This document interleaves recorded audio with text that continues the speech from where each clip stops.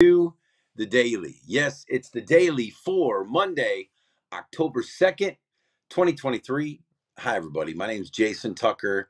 I'm one of the pastors here at Church Where You Are, and I'm excited that you're joining me today. On this Monday morning, I'm excited that you've taken time to join me because what we do here every day is so important. We make the decision here to dig into this daily. Every single day, we open up a Bible and we find some truth for our lives. And the reason that we do that is because we believe wholeheartedly that the number one decision, the most important decision any of us could make today is the decision to love God more and love people better.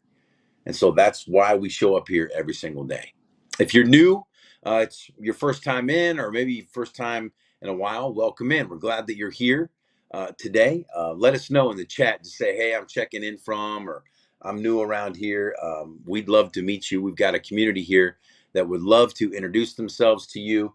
And do us a favor today, if you don't mind, download the Church Where You Are app. It's the one-stop shop for all things Church Where You Are. Over 575 people have downloaded this app now, from California to the Carolinas, from Texas all the way up to Wisconsin. People all over the place are doing church right where they are, finding community right where they are. And so it would mean the world to us today if you would download the Church Where You Are app and create an account there. If you're a regular, thanks for being here. And do me a favor, if you don't mind, share this content up. If you click that share button in the app and text a friend or share it on your social media page, it helps us get the word out.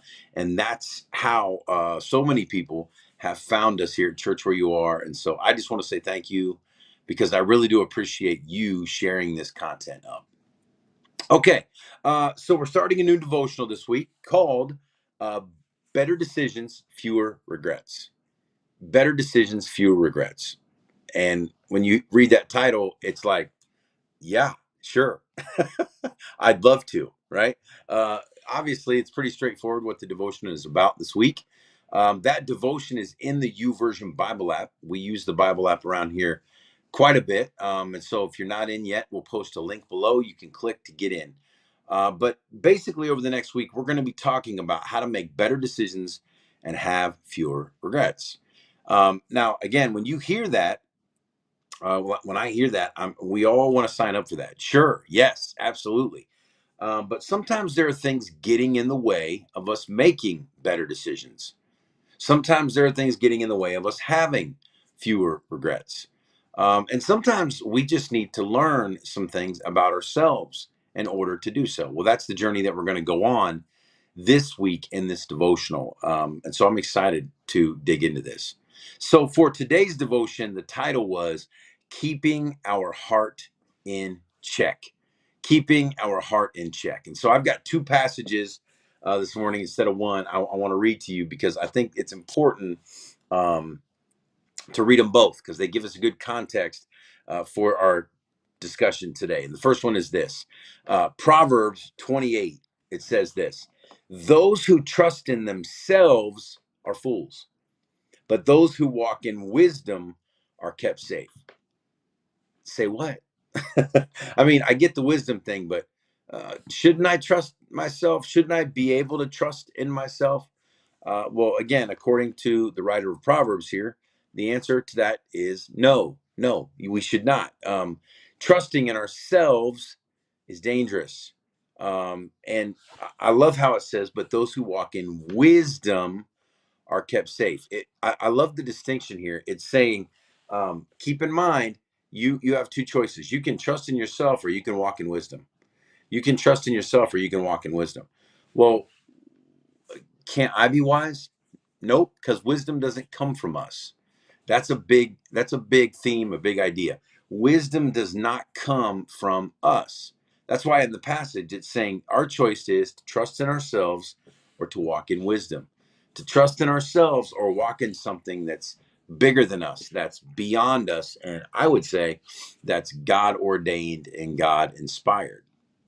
So that's important. Now, when you read that, I think it's also important to put this into perspective as well. This was another passage from the devotional this morning. Jeremiah 17 says, "The heart is deceitful above all things, and it's beyond cure. Who can understand it?" The heart is deceitful above all things and beyond cure. Who can understand it?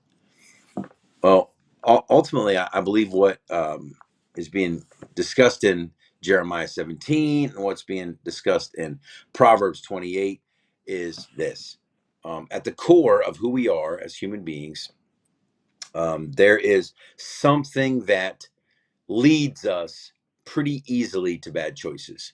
You know, you never have to train a child to be selfish. You never have to train a child to make bad choices. Again, they often make bad choices, but you have to train a child to make good choices. You have to train a child to stay out of danger. That's kind of a well-known thing, but yet when we reach adulthood or when we start growing in our faith, there's a tendency or maybe even some temptation to start believing that we've got it figured out, to start believing that we can trust in ourselves and that we in our own right can make good decisions. But ultimately, what we're led to here is this idea that there's something inside of each one of us that defiles us. There's something inside of each one of us that literally leads us in the wrong direction,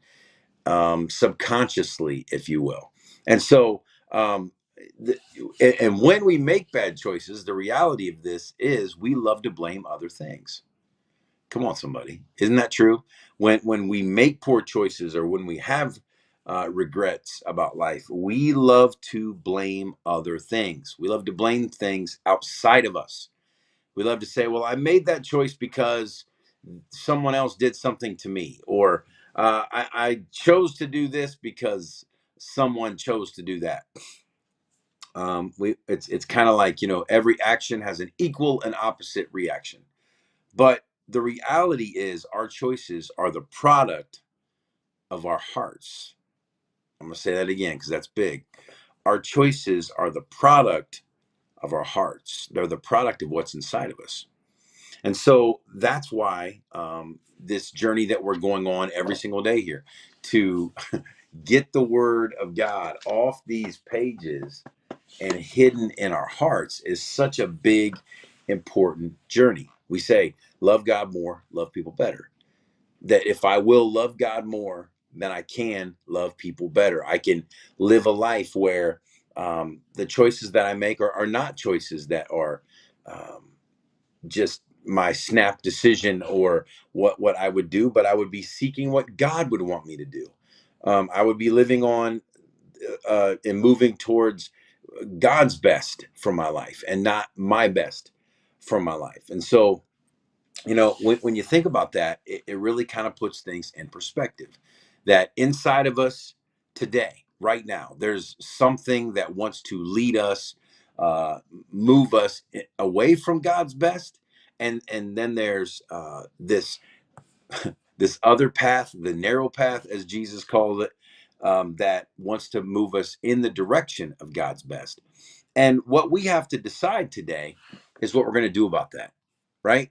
I loved how the devotional put this. It said, really, here's a few steps that you can choose to deal with this inside of you today, however you want to. But the advice was admit it.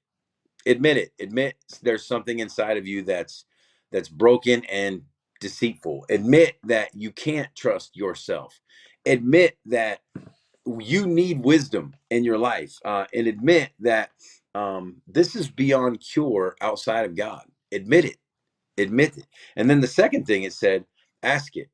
Ask yourself the question. In other words, really look yourself in the mirror and say, am I being honest with myself today about the choices that I'm making? Am I being honest with myself about the choices that I'm making? I mean, that's a difficult question, but don't you think, uh, again, shouldn't we be able to be honest with ourselves above all people? I mean, what good is it to lie to ourselves, but yet we do it all the time? What good is it to lie to ourselves, but yet we do it all the time?